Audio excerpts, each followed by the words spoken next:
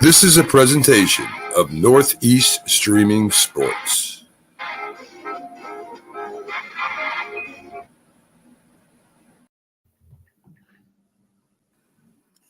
Good morning. You're listening to the Mac and Jack Sports Show on Northeast Streaming Sports.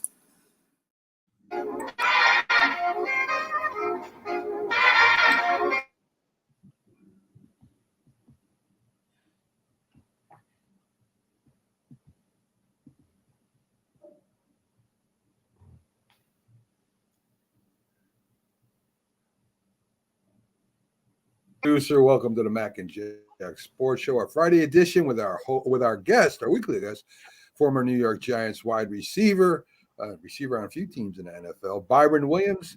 Good morning, guys, and welcome to a nice Friday day as we get all of our viewers caught up on the weekend sports. How you doing today, Byron? I'm doing great. I'm excited. Got my Texas Ranger hat on. Live right here in Arlington, where the heat is going on. I mean, they are so excited. But yeah, I'm excited about what's going on here in Texas. Well, Byron was looking at the format today because he knew we were going to talk about the World Series matchup right off the rip here. And I'll get both of your opinions. I'll start with you, Jack. Everybody counted Arizona out all year. They didn't think you make the playoffs. They get in the playoffs. They're not going to lose there. They go to the championship. They're going to lose there. Now they're in the World Series, and they're an underdog again. What do you think about this matchup, Jack? MLB going to be happy with this matchup? Heck no. I mean, the Arizona Diamondbacks, you might call them a Cinderella story, but the bottom line is we hardly know who's on that team. There's a lack of charisma all around. They're playing the Texas Rangers, who made some good free agent signings. That's basically how they build up this team, and nothing wrong with that at all. I mean, maybe Texas's time has come, and I think it would be better for baseball if the Texas Rangers did win. I'm not saying my own preference. I couldn't care I couldn't care less who wins, but it's not the big market team. I mean, you wanted the Atlanta Braves with a Ronald Acuna in there, like the big name players. You wanted the LA Angels with Ohtani, but it's the Arizona Diamondbacks here. They've gone on a roll, and it teaches us a lesson, guys. The records mean nothing in baseball. Once you get in the playoffs, the Diamondbacks finished, something like 16 games behind the Dodgers in the regular season, at least 20 games behind the Atlanta Braves in the regular season, yet they're representing the National League, because in baseball, anyone can beat anyone. Well, let's get Byron's thought on Texas, because he's down there. He's been watching and going to some Texas Ranger games. I know they got to be excited down there in Texas, right, Byron? Yeah, they are. They real excited. The main thing, they got the right manager in here, somebody that knows how to win and knows how to make players, see what the promises are. He bring in the right people like Montgomery in the middle of the season, the right pitchers, and that's the buck of the story. You got to find those players that can get it and time it, and they got a lot of young players. That's what's exciting about the Rangers right now. But of course, the Rangers hadn't been big here in Dallas because everything's about the Cowboys and every now and then the Mavericks. But now I'm happy for the Rangers, and I'm happy for what they've done. I do have one kid on the team. He's in the management that I coach Little League football, that went to UTA to play baseball. He's in the management department, as well as a guy that I know that's on the scouting department. They grew up with me, so I'm excited about those two guys that I personally know. But I'm excited too that I've been going to games, taking Little League teams, baseball teams from my hometown to games over there, and the place is exciting. The new stadium, the Globe Life Field is exciting to go to. So he's gonna bring that excitement back. I mean, they showed one lady that was 93 years old this morning on the news, and she going to the game, and people that's been a fan for a long time, I'm excited for them. Well, you look at the signings, Texas, how they build a team with Corey Seager from the Dodgers, Marcus Simeon, like you met, and Nathan Eovaldi, who started in game one, Jordan Montgomery in the trade, a Yankee a couple of years ago, who the Yankees traded. Aldis Chapman, as their closer, Yankee closer as well. But they made a lot of smart deals, and they came so close to winning it in 2011. They went to back-to-back World Series, couldn't quite get it done. So when you think of it, the Texas Rangers have never won a World Series in the franchise history. And the Diamondbacks did back in 2001. So I think it would be good for baseball, the Rangers winning it. It's a big market. And they have a really good team. They barely made the playoffs, but it was the type of division where, it was a three-team race. They lost out by a hair to the Houston Astros, who they then beat in the playoffs. And I think we learned a little bit of a lesson in baseball, too. Let's stop talking about home field advantage, guys. Does it mean anything? It always means a tiny bit. But that's all it means in baseball, a tiny bit. I don't want to hear teams say, "Oh, we're going home." Well, Houston went home after they stole Game 5 against Texas to go up 3-2, and then they lose their last two at home against the Ranger team, who you think would have been demoralized the way they blew the lead in Game 5. And look at the Philadelphia Phillies, and I'm sure who Mac was going to get to in the National League. They're up 3-2. They go back to Philadelphia for 2 games, and we're hearing, "Oh, the Philly fans have never been this loud. What an advantage!" And they fall flat at home. I mean, it happens all the time, guys. Yeah. The visiting teams win in baseball. Well, Yeah. Good morning to Rick. Good morning, Hey, Rick. Rick Sherlock.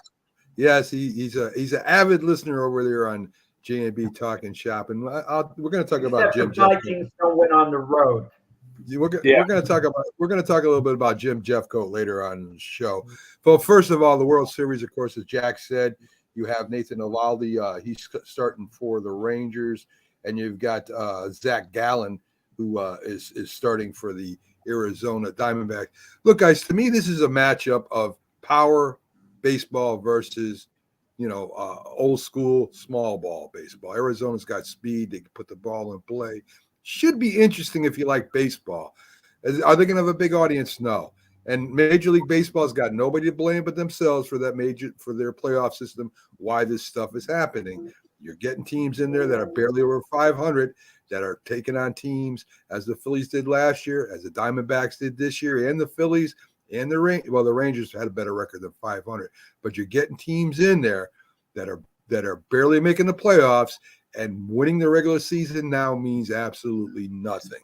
And that's Major League Baseball's fault. They want to keep everybody involved. They want all the fans. They want all the fans excited. But when it comes down to the end, you're going to end up with a team like the Arizona Diamondbacks, who, great story, underdog story. I'm rooting for the Diamondback story, Byron, because of the underdogs, and I don't have a dog in the fight, so I'm going with Arizona. But Mac, Major League Baseball, Mac.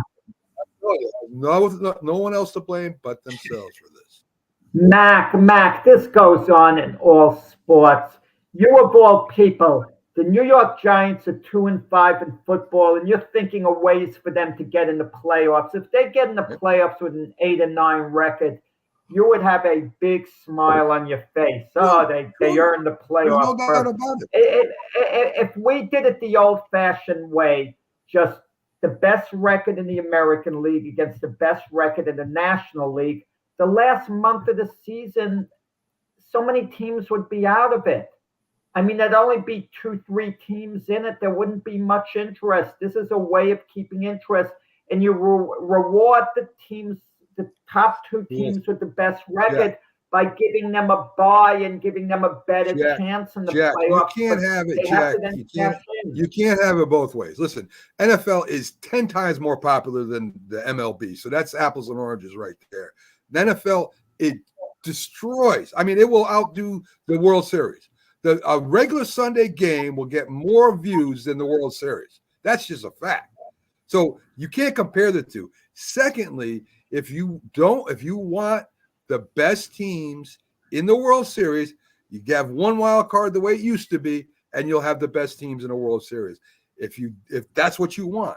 If you want ratings and you want the best teams in there, you're gonna have to cut down the Major League Baseball. NBA should be the same way. Major League Baseball, you have to cut down on the playoffs if that's what they want. If they don't, then it is what it is. Well, you know what sometimes happens in sports. One team does the dirty work for another. The Atlanta Braves had the best record in baseball. They were my pick to win the World Series this year, and it looked like they were on track to do it. The Phillies knocked the Braves off, so the Diamondbacks don't have to play the Braves. That's just the way it worked out. Then the Diamondbacks beat the Phillies. The Phillies all of a sudden went cold. It kind of happens in sports a lot of times. One team clears the path for another team. Yeah, I'm just saying you can't have it both ways. Let's get to Thursday night game. Buffalo beats Tampa Bay, which they should. Wait, Mac, prediction. Wait, predictions for the World Series. Let's go on record. I like Texas in 5 games. I'm predicting it tomorrow, so on the debate show, because we got to debate. Well, you need to. It's gonna be Texas Rangers gonna win the home series. Okay, I tell you that now. All right, so Byron's definitely going to take Texas, and Jack I think is going to take Texas too. There's no doubt about it in my mind. But I'll tell you who I pick tomorrow. Thursday night game. Bills beat Tampa Bay. They should beat Tampa Bay. Byron, that does not answer a lot of questions the Bills have. They're 0-3 in division. They've lost to the Patriots, the Dolphins, and the Jets. And if you can't win the games in your division, you're gonna have a problem making the playoffs, Byron. Absolutely, and they beat the Dolphins. The Bills beat the Dolphins. Oh, the Bills beat the Dolphins. I'm sorry. You are correct. Yeah, they 1-2. I think they 1-2 in the division. 1-2. My bad. You're right. Yeah, but it was a good game last night. I just think people don't give Tampa Bay credit, but Tampa Bay really got a good team. The offensive line is kind of hurt right now. They he's trying to get their running style going, but they doubled Mike Evans last night. But it was a good game. I still say that Buffalo needs to go ahead and play a complete game. They hadn't played a complete game to me. They still lacking certain things. They always try to force the ball into Stephon Diggs. But last night Josh Allen he played his game a little bit more. He ran the ball, scored a touchdown. But yet, I still say that they got to get all the players involved. And then he was able to hit his tight end, which was good. And he scored a touchdown, the rookie from Utah. But yeah, it was a good game. I'm glad that Buffalo was able to be sustainable. But yet, they still got some improvement to do, I think, overall. Well, let me give you the lines. Josh Allen went 31 for 40 for 324 yards, threw for 2 touchdowns. The other touchdown was to Davis. He had 1 interception. He ran for a touchdown. Baker Mayfield with a decent game, but he threw 42 times. So he went 25 for 42, 237, and 2 touchdowns. A couple of them touchdowns were bounced off a helmet in somebody else's hand. So, I mean, football does have luck in it, even though we don't want to admit it. Football does have luck involved in the game. Look, Byron, I don't think Tampa Bay is that good. They got some good players, but they're not that good. And I think if Buffalo does not get a running back and get a running game going, they're definitely not going to win in the playoffs this year. Absolutely, they definitely need to try to find a running back. I think that would be something that they need immediately. And while the deadline trade is on, so they need to see if they can maybe get a good running back. Yeah, I'm glad Byron thinks Tampa Bay has such a good team. I mean, they're like so. I mean, they're in contention for their division. Dalton Kincaid had a big game, like you mentioned, Buffalo tight end. Before the game, Stephon Diggs called the team together. He's like taking over as leader. Something is striking me the wrong way there. The same Stephon Diggs who has these hissy fits on the sideline. There should be Josh Allen rallying the troops, calling them together. And it seems like Stephon Diggs has a bigger personality. I kind of don't like that. And I don't want to hear from Stephon Diggs, well, it's a good thing the quarterback has my back. I mean, either it bothers Josh Allen that Stephon Diggs has a louder voice than him, or he submitted to Stephon Diggs and said, okay, let him be the leader. Because if you're the quarterback and you're saying, okay, let the wide receiver be a leader, no matter who that wide receiver is, you've lost part of the team. You're not going to have that bravado be as effective. You take a team like the 49ers, the great Jerry Rice. Let's take the guy, the consensus greatest receiver of all time. Consensus. With the 49ers, Montana really had that huddle. He was the leader. Jerry Rice wasn't the leader of that huddle. And you get the feeling Stephon Diggs is for the Bills. Now, how's Stephon Diggs going to react this off week? He didn't catch a touchdown pass. He caught something like 9 passes, 9 passes. Josh Allen spread the ball around. But for a prima donna wide receiver, he's got to be the man. He's got to catch at least 1 touchdown pass, even if his team wins. If he doesn't, there could be a little trouble brewing. I could see Stephon Diggs during the week telling Josh Allen, you got to get the ball to me more when I'm in the end zone and I'm open. And that's not a healthy situation. Yeah, I agree with some of that. I think Josh Allen is the leader of the team, and he probably needs to be more vocal and more concerned with what's going on, in and out of the locker room. And so, but Stephon Diggs is just so bold and and he caught actually 9 passes. I think he had maybe 60 yards or something like that. But he's still leading the league in reception for the season. I think he's over 60 catches now, reception. But yeah, I think the quarterback has got to be the leader. He's the guy that's gonna be there for the longest.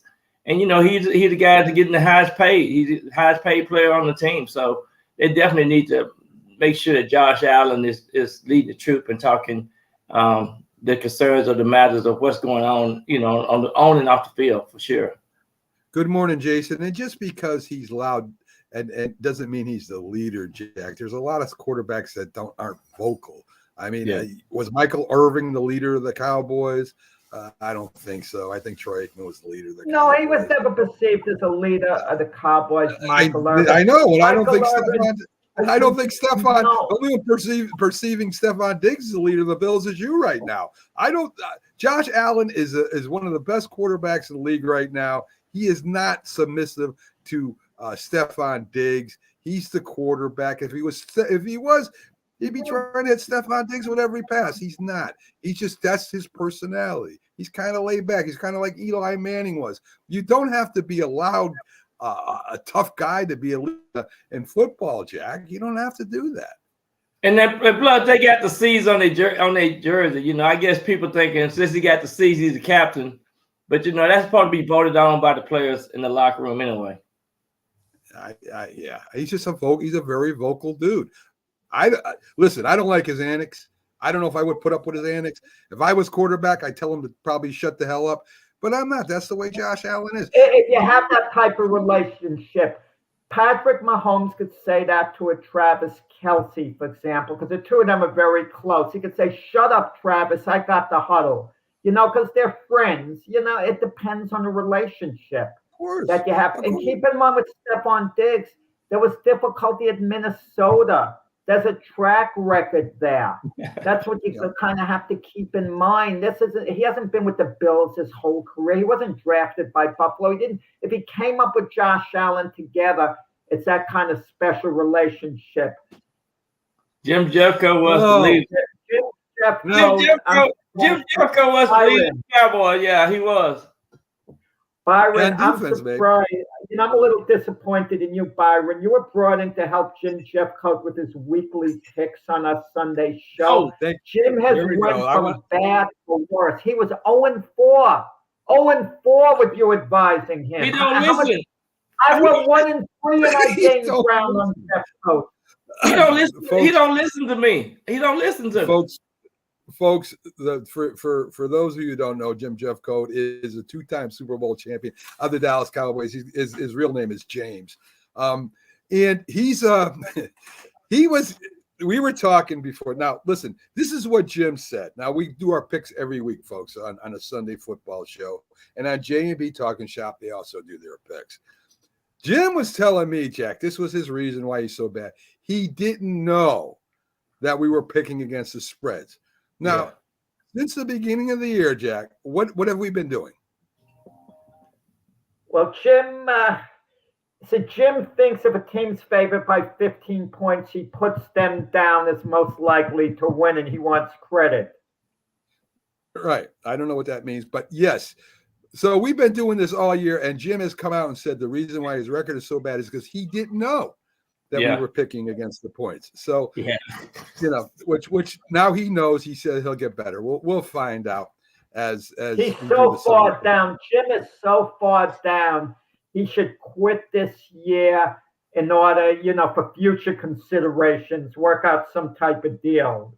Exactly. Yes. Yeah. I think so too. Yeah. And just for Rick, we're going to talk a little bit about the Vikings in a little bit too, because there's some good news for the Vikings. They got a great young receiver that stepped in for Justin Jefferson, and their schedule gets a lot more easier. Jim didn't understand the rules, so you can understand a 1,000-page playbook, but he can't understand the rules of favorites and under. He understands the rule, man. He just got an excuse. He got an excuse for losing. That's why. And then he lied about not growing up being a Giant fan. So he needs to get his. He always does. He needs to get his house in order. That's all he needs to do. That's all I'm saying. He definitely does. So let's get to some matchups. I said, Rick, we're going to get to the Vikings in a little bit. 1 o'clock games, of course. Me and Jack, we're going to be at odds this Sunday. You and Jack will be at odds this Sunday as the Jets and the Giants play off each other for the Battle of New York, right? So Jets are 500. Giants won their last game. They're playing at MetLife. It's supposed to be a Giants home game, but they both play in the same stadium. So there's really no home field advantage here. And I read, Byron, the golden parking ticket for this game is $187 to park at the stadium. Wow. This is how hot this ticket is. So I'll get your thoughts on it. Don't be too biased, Byron. If you want to, I'll enjoy it, Jack. So your honest opinion, what do you think about this game coming up? Well, I think if I was the Jets, I wouldn't want to play the Giants right now because when I look back, listen to it. But when I look back on last year, once the Giants started winning, they get on a roll. So I think they're getting ready to win 4 or 5 games. So right now, and this is going to be the second victim right here coming up with the Jets. So I'm thinking that this is a good time for the Giants to go ahead and spread their wings and get ready to show everybody that they can turn this ship around. So I'm excited about this. This week is a good matchup, and right now I wouldn't want to be, Zach Wilson, quarterback for the Jets, because I think the defense finna get some meat, finna be ready to eat some Jets. That's what I think. Okay, all right. So for those of you who don't know, Byron was a former wide receiver with the Giants. So that's his unbiased opinion there.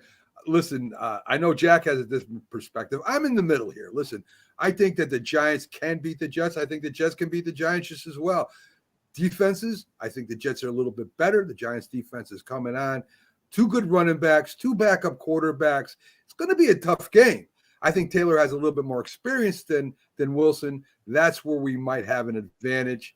And I think the Jets have a little bit of advantage on defense. So I think it's going to be a great game. I really do. Jack, I'll get your unbiased opinion now. What do you think? Yeah, I think it's actually going to be a close game. It's going to be low scoring. Let's not get carried away with Tyrod Taylor. Give me a break. If the Jets defense is functioning the way it should, Tyrod Taylor represents very little threat to the Jets, very little to worry about. I'm concerned with Saquon Barkley. If he could run the ball, they could set up some, short passes out of the backfield while the Jets are pressuring Tyrod Taylor. That could be trouble. My fear is Saquon Barkley could have a really big game. Darren Waller seemed to come around in the Commanders game. So if the Giants could get their short passing game going, there could be some problems for the Jets. And the Giant defense, they have a decent defense. They really have a decent defense, which could give the Jet offense trouble if they could stop Breece Hall from running. But I got to feel the Jets are just a little too good for the Giants when all is said and done. I'm looking for a low-scoring game, close game. Jets winning a close game. it's a cliche about turnovers. We hear it all the time, and I get sick of hearing it. But I think this is really the deciding factor. If the Giants could force the Jets into 3 turnovers, hypothetically, yeah, that's their key to victory. To rattle Zach Wilson. But Zach Wilson would have to revert back to what he was. And the Jets have Zach Wilson playing turnover free. They have him playing very conservative. So if it's just a question of firepower, defense against defense, and running the ball and all that, the Jets have a little edge there. So the Giants really got to force him into some real mistakes. Byron, we got Philadelphia at Washington. Washington won one game. They split with the Cowboys and the Eagles. Eagles coming off a big win. It's in Washington. I don't know. I think Philadelphia wins this pretty easily, but who knows? What do you think? What's your thoughts on that game? Yeah, I think Philly should win. I know Washington were torn up when the Giants came and beat them last week. But I just, no question. I think, hands down, the Eagles gonna take care of the Commandos. Interesting. The Colts almost won last week, just on their defense. You got Levitz, who will be starting. I imagine Keith Engel will be watching that game. That's his pick to be the breakout quarterback. So he's going to get his chance to see what Levitz was Levitz. The best quarterback coming out of the draft, not just breakout. Well, I guess we get a chance to find out against him and Willits. Is it Willits? Or I'm trying to think of the other guys. Malik Willis. Yeah. Yeah, he might get some playing time too. But they said they are going to start Levitz. So we'll see what the kid got. Right? It's about. He hasn't played yet, so can't say nothing. I know the Colts are. They should have won the game last week. They should have won the game. This is really revealing. Ryan Tannehill is on the last year of his contract, and between Will Levis and Malik Willis, those are the 2 quarterbacks they drafted the last 2 years. Levis, 2nd round last year. Willis, the 3rd round the year before. And the idea that they're starting Willis over Malik Willis, okay, that's kind of revealing in itself that that Mike Vrabel's not overly impressed with Malik Willis, but they're trying to see if they have their future quarterback between the 2 of them, because I don't see Tennessee re-signing Ryan Tannehill at the end of the year. Me either. And who knows? If it doesn't work out, they may get another quarterback in this year's draft away, depending on where they finish. So that's the Titans, not the Colts. That was my bad. New England at Miami, Tyreek Hill is hurt, but says he's ready to play. New England, who knows? This is, you never, to me, count out a good coach. Now, I'm not saying New England beats Miami, but I think New England's going to give Miami a game, and they might be there in the end and maybe steal one from them. Who knows? I never count out a great coach, Byron. Again, we'll see what happens against Miami. New England makes a little run here. They're back in it. They're not that far out, really. They are far out. They're 2-5, Mac. That's far. And in the AFC, they're in a hole right now. 2-5. You got what? 9 games left. You got 9 games left. They're 2-5. 10 games. They're 2-5 from the wild card, Jack. They're 1 game behind you. What are you talking about? What do you think, Byron? Absolutely. Yeah, I think so too. I think the Patriots. You can't rule them out. They got history. They got the coach in place. But they just got some players now stepping up. Seem like they playing much better. I mean, for them to play the Bills as good as they played last week, you just can never rule them out. But of course, they're going to Miami, and Miami just one of those teams that got a lot of firepower. They do. Everyone has been playing well against the Bills the last few weeks, Byron. So that's true. That's true. 4:00 games. Watson's not playing again. I know he's got a torn rotator cuff, and now he had some kind of concussion protocol. He's not playing again this week. That's a lot of money for a guy who hasn't played in 2 years, Byron, huh? Yeah, they went out and rolled the dice on him, and they not even getting any return on their money right now. So that just goes to show you, their defense is carrying that team. But they to me, I don't know. The jury's still out on Deshaun Watson, to be honest with you. He's hurt. You got to wait until his Okay. contract is up to evaluate whether they got value or not. I know the feeling. I had a little rotator cuff difficulty until recently, and I recovered from it. But I didn't have to throw a football. But I kind of imagine how it was if I had to throw a football. And it's painful, and he's got to heal. He's got to recover. Let's say Cleveland makes the playoffs, and he's back by then, and he leads them to a couple of playoff victories. Then we'll change our tune. Well, you might change your tune. I think it is I think it's highway robbery. Sam Darnold gets his first start with the San Francisco 49ers playing Cincinnati. This should be a good game. I heard Deebo Samuels might even be back for this game, Byron. Yeah, it's gonna be a real good game. But it just for some reasons the 49ers just play so well at home. And so they got their work cut out for them. But I know Sam Darnold is a good manager. I mean, he still got a lot of upsides. He's a great quarterback. Great. Sam Darnold, a great quarterback. Byron, man, are you his agent? I'm telling you, he's one of the best backup quarterbacks in the league. I put it that way. He's a good backup. Listen, I'm going to be honest. I thought at the beginning of the season I would have started Sam Darnold over Brock Purdy. Yeah. As it turned out, I was wrong. Brock Purdy was fine. Now people are criticizing Brock Purdy over the last 2 weeks, how he performed. He didn't have a good game against the Vikings last week, Brock Purdy, which is fair, but all quarterbacks have an off game. I don't care who they are. Patrick Mahomes has had some bad games from time to time. Right. The week before that, Brock Purdy wasn't at his best, but he led the 49ers into field goal position for the game-winning kick in which they missed. If they made that kick, people would have said, oh, Brock Purdy did a good job, on that final drive. Yeah. So, people run hot and cold, with certain quarterbacks unless they're really established. Yeah.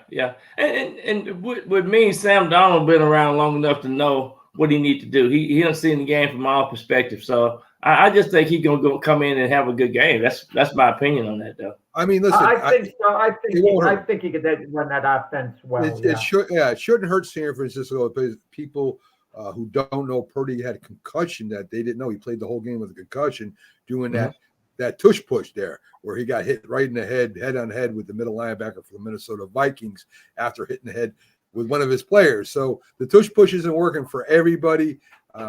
Philadelphia just knows how to do it. They just know how to do it right. There's no pushing involved.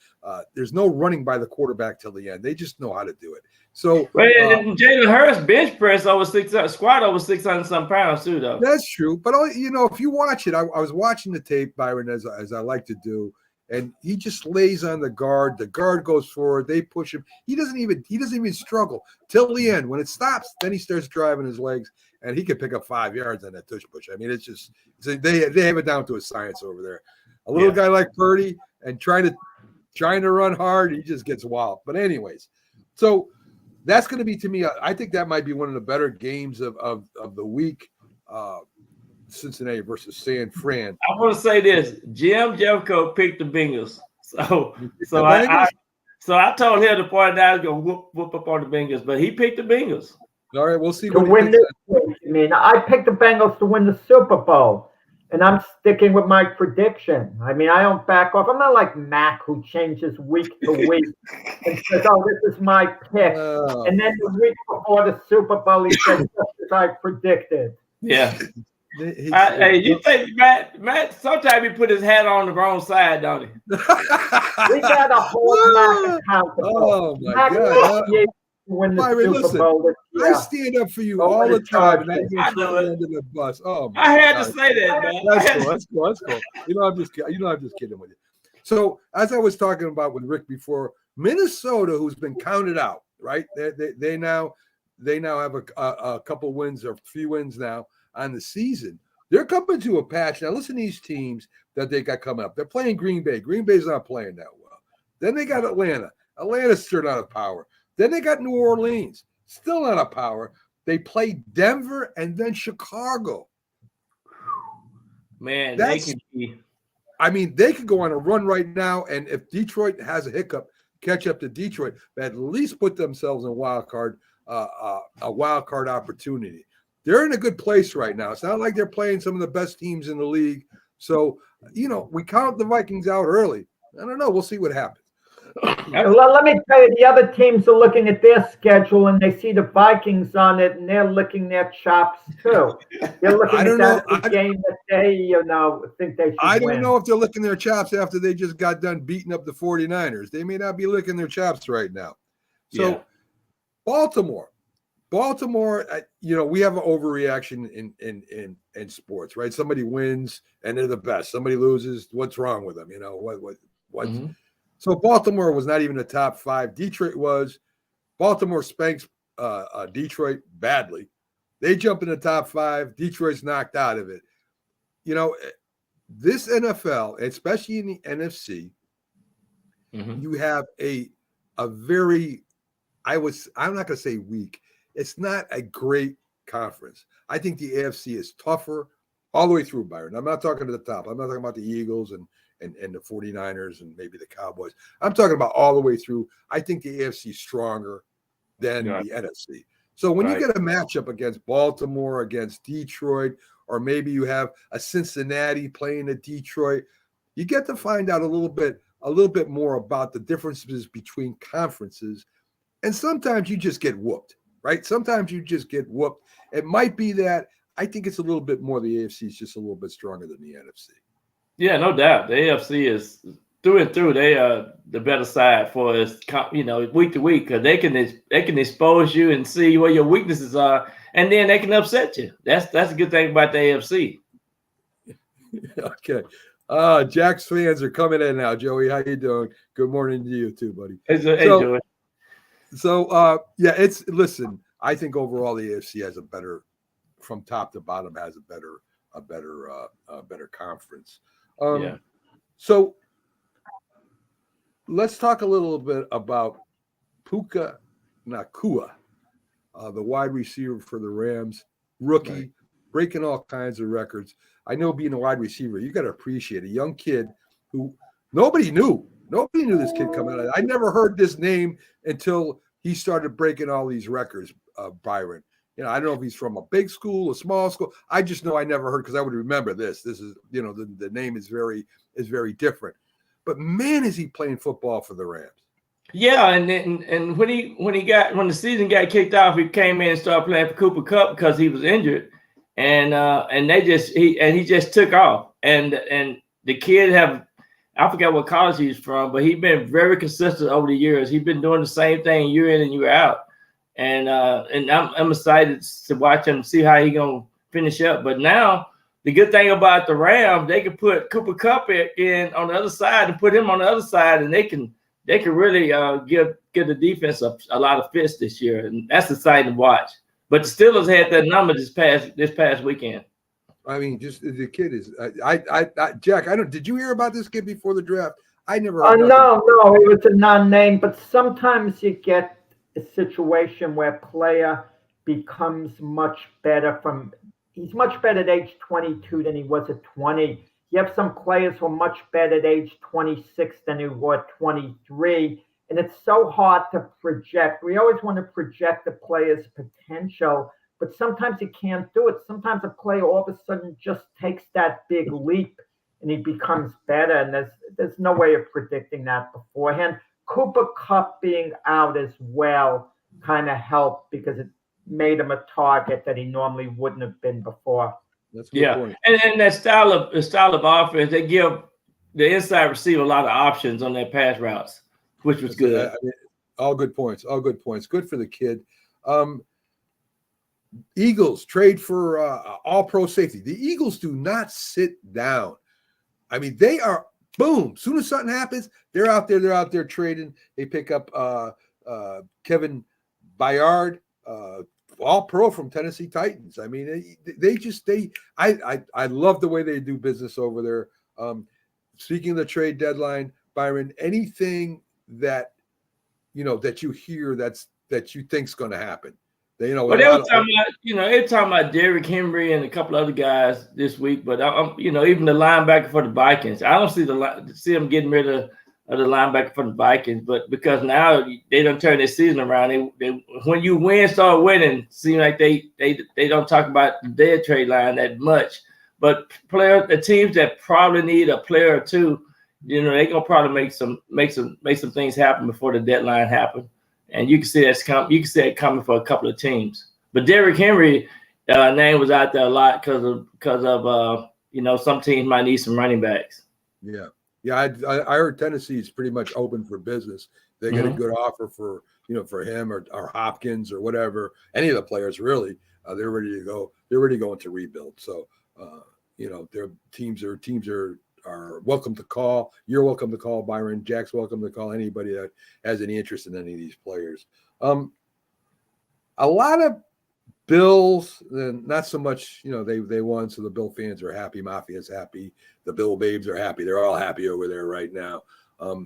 But a lot of the fans, I think, are concerned in Buffalo, and a lot of Green Bay Packer fans are getting really frustrated.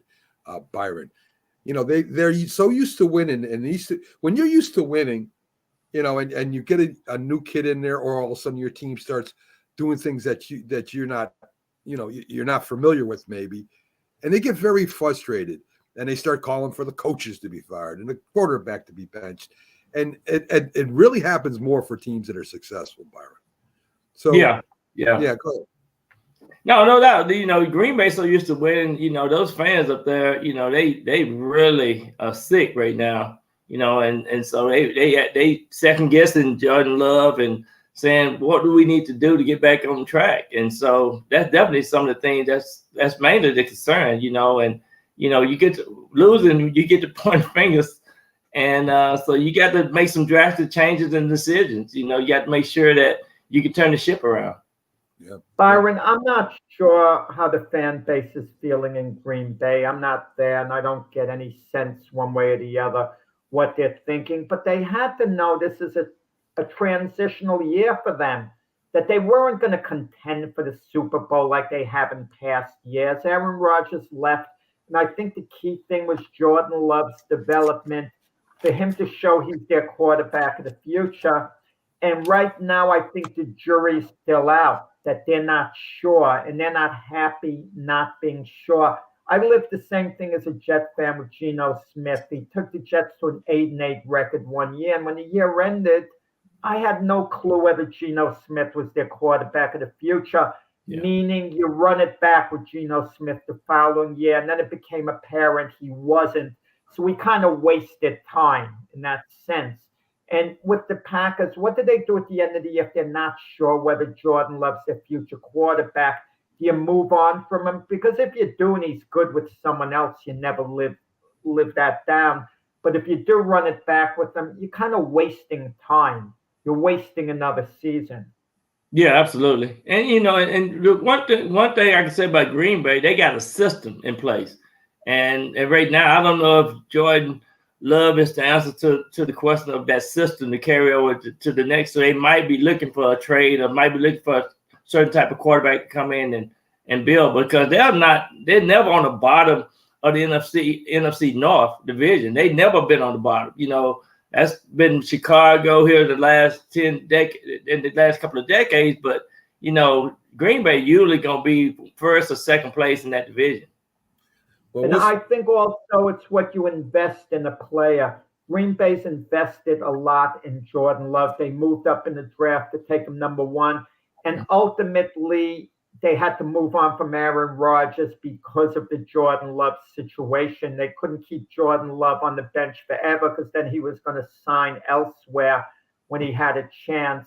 So when you invest so much in a player and you let them go, and then they perform well elsewhere, you never get over that, because you're the one that did all the work, and then someone else is cashing. And it's kind of the same way with the Jets with Zach Wilson. If they let him go and he performs really well elsewhere, you wasted a number 2 overall draft choice on him. So that's kind of the mentality teams have when they draft a guy very highly. They're reluctant to move on from him until they absolutely have to. Yeah, exactly. Yeah. Okay, right. So let's do a college. Can you stay in for the next 15 minutes, Byron? Probably another 5 because I got I All right. probably go and get a doggone check on my heart. So All right. Well, we'll let you go then, Byron. We'll get to the college football preview without you. Ladies and gentlemen, Byron William, J&B Talking Shop every Wednesday at 8 p.m. Of course, joins us every Friday. Byron, have a great day, buddy. all right, thank you. All right. Byron. All right, Jack. So let's get into some college football here. We got number 1 Georgia going against Florida. Should be a game for Georgia. Florida's a decent team. I think Georgia won't have that much of a problem with them. Ohio State against Wisconsin. Wisconsin, a very physical team, likes to run the ball against Ohio State. Another good defense, and they're just starting to find their wide receivers there. Florida State is at Wake Forest. Should be no problem there. Washington against Stanford. Washington, a lot of people think is one of the best teams in the country. They think they're going to be there in the top 4 at the end. Stanford just had a big comeback against the Colorado Buffaloes last week. But Colorado isn't in the class of Washington.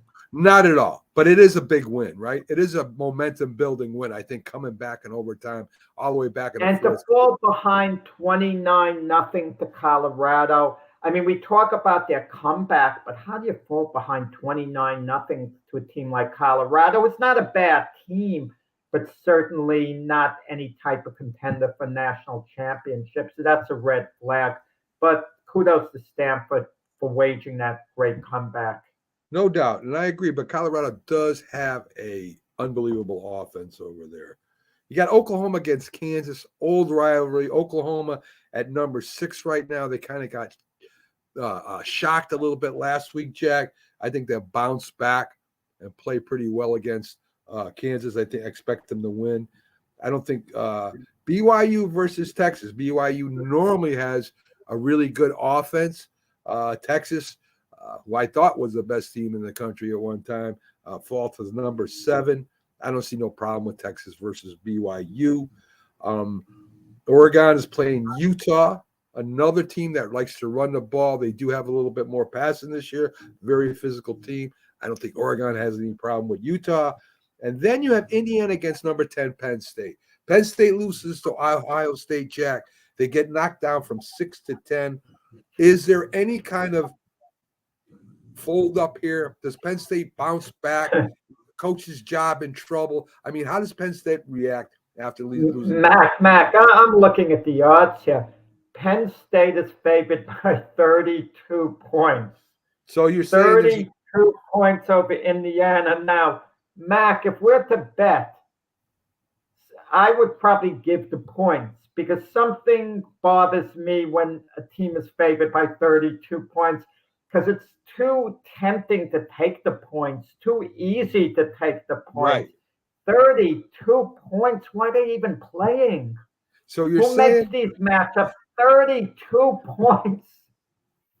So you're saying there's a chance that Indiana pulls up the upset, is what you're saying?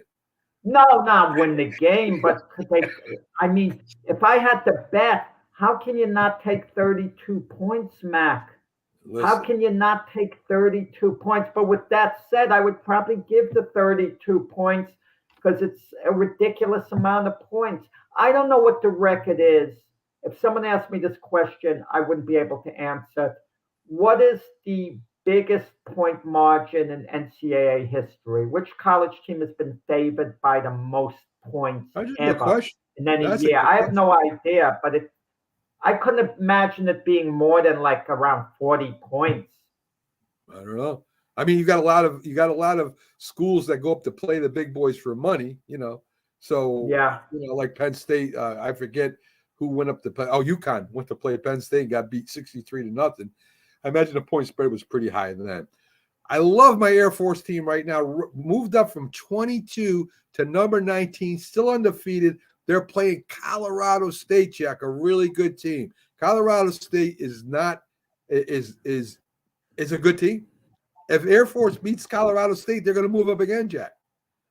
Yeah, Air Force is top 20, number 19. It's a nice story there. I mean, they're not contending for any national championships. but it's nice that they're kind of putting themselves on the map as a really good college football program. Programs sometimes come and go. I mean, we're used to the Georgias, the Alabamas, etc., Michigans, Ohio States kind of being in the mix. But sometimes a university is going to come out of nowhere and they're going to have a run for a couple of years and then fall back. The way Cincinnati did not long ago, where they made the national championship, and now Cincinnati has a losing record and they're like a non-factor. And it's hard to see how they're going to recruit and get back to what they were a couple of years ago. Number 21, Tennessee against Kentucky.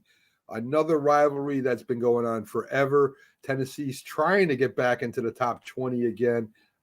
They've run into a couple problems. Tennessee's program, of course, what was it, a year ago, Jack? 2 years ago, was fighting for number one.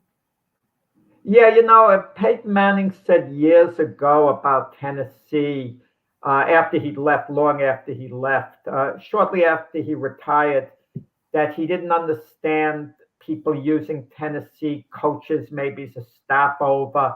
He felt it was a destination place. And the Tennessee program, all in all, the last couple of decades, they've been a little disappointing. So NBA started last night, Jack. The night before, really. But we had some really good games locally. Boston beats New York, the New York Knicks, 108-104. Karazinga has a huge game going for 30 points. He had a great game. Yeah, he used to play for the Knicks. RJ Barrett and Quickly both had 24 points. But it was a good game right to the end, Jack. It was a good game, but Knicks forgot how to foul shoot. They were terrible from the foul line. Had they shot the way they were supposed to from the foul line, chances are they would have won the game. They opened the door for Boston. Porzingis played a great game. He did. Watching him. And I don't want to hear, well, the Knicks never should have got rid of him. He forced his way out of New York. Let's tell it like it is. So there are no regrets with Porzingis leaving. If he didn't want to be here, so be it. But the Knicks have a good team. Celtics are favored by a lot of people to come out of the East. A lot of people are favoring them to win the NBA title this year. Then getting Drew Holiday to add on to, Jason Tatum and Brown and, Porzingis, of course. So if the Celtics stay healthy, I mean, they're going to be a very strong factor, obviously. I agree. And, last year was the first year that Porzingis wasn't injured. So we'll see what happens with that. Because he does good year for the Wizards last year. Yeah, he did have a good year. So Cleveland beats the Nets by 1. Max Sirius, Donovan Mitchell have 27 points apiece. Cam Thomas with 36 points for the Nets. Another very good game. The Nets are not a bad team, Jack. Last year they weren't a bad team, even with they're a solid team. They're not going to win the championship. They're not going to go far, and they may not even make the playoffs. But when you play the Nets, you're going to play a basketball team. There's no doubt about that. They're not going to lay down. You're playing a team with a lot of energy, a lot of good young players. I mean, they're not a factor as far as winning the NBA championship, not at all. Do they have a shot at making the playoffs, the Nets? Yeah, I mean, I could see them being a play-in team, maybe grabbing a last playoff slot. And Jason asks about, are the Milwaukee Bucks favored there? I mean, personally, I'm picking the Milwaukee Bucks to come out of the East. I mean, it'll come down between them and Boston at the end. The Celtic chemistry, I'm not completely sold on it. I'm not completely sold on Jaylen Brown, how he's going to fit into that, because Drew Holiday obviously is going to be pretty good, running the offense. We know what Tatum can do. But I have faith in Giannis. If Giannis has the type of year he's capable of, him and Damian Lillard is a 1-2 punch, and you have the complementing, players around them, like Middleton and so on. I give a little edge to the Bucks there, but it's going to be tight. We might get a surprise coming out of the East. The Heat got to the finals last year. No one really predicted that. and look at all the good teams in the East that could emerge. And 1 year ago, I picked the Cleveland Cavaliers to go to the finals, You're and they solid. disappointed me. Maybe this is the Cavalier year with Donovan Mitchell, The Mobley, Jared Cavaliers, Allen, yeah. a good The Cavaliers team. are- I the mean, a Cavaliers are a number of solid teams team, that Jack. could get there. The Cavaliers are a solid team. There's no doubt about it. They got a lot of solid teams. Knicks, Cleveland. The Bucks. I don't know if the Bucks are the favorite or not. I don't know. Listen. They had their hands full with Philadelphia. They beat them 118-117. Lillard had 39 points. Giannis has 23. Massey has 31. Embiid has 24 points. I don't think the Bucks are that much better than they were last year, to be honest with you. And Jason wants to ask you. Yeah, I guess me too. Do you pull the trigger for Embiid if you're the Knicks? No, because the Sixers aren't going to trade him to the Knicks. I don't think they will. Why are they going to trade him to someone in their division, a I location would doubt that's it. close to Philadelphia? And what the Knicks would have to offer them, I heard already. There'll be Julius Randle. The Knicks could offer a nice package. Julian Randle, R.J. Barrett, Robinson, who could be a real defensive force, and a couple of number one picks. Well, those number one picks, if Embiid plays well, are going to be high number one picks. Who cares that much if you're getting the 22nd overall pick in the draft 1 year and the 23rd pick the next year? I'm just giving an example, approximately what you might be picking if you're Philadelphia. It's not like a lottery pick that you're going to be getting in exchange. Evan Fournier, who can hardly crack the Knick lineup. Oh, good gosh. Well, the Sixers are really going to want him, Jason.